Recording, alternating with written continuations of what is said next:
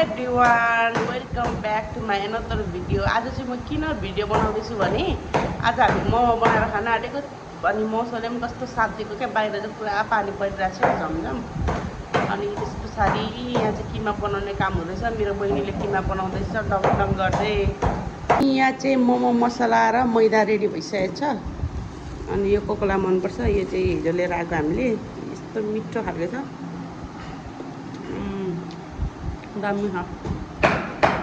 अनि यहाँ चाहिँ किमाको लागि रेडी हुँदैछ। अनि किमा चाहिँ आज हाम्रो सुँगुरको मासुको छ। यो चाहिँ सुँगुरको मासु चाहिँ बेस्ट हुन्छ नि त। सो अहिले चाहिँ यहाँनिर हाम्रो किमाको लागि मैले यहाँ पकाउँदैछु। अनि यहाँ चाहिँ बहिनीले चाहिँ अचारको लागि अचार चाहिँ जस खतरा बनाउँछ क्या।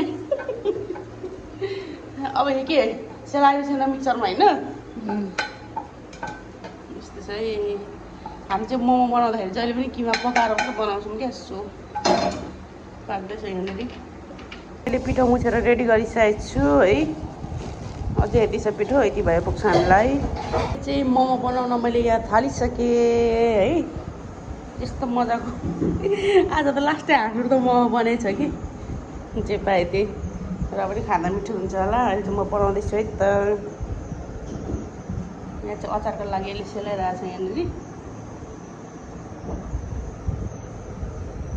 अहिले चाहिँ फाइनली मोमो चाहिँ पाकिसकेको छ है गाइज। यहाँ चाहिँ अचार पनि रेडी भइसकेको छ। मोमोको लागि अचार रेडी भइसकेको छ है। फाइनली मोमो चाहिँ पाकेर रेडी भइसकेको छ। अनि हेर्दाखेरि चाहिँ लुक्स चाहिँ सो यम्मी छ। अनि खाँदाखेरि पनि मिठो भएको थियो। So thank you for watching. अर्को नेक्स्ट भिडियोमा भेटौँला।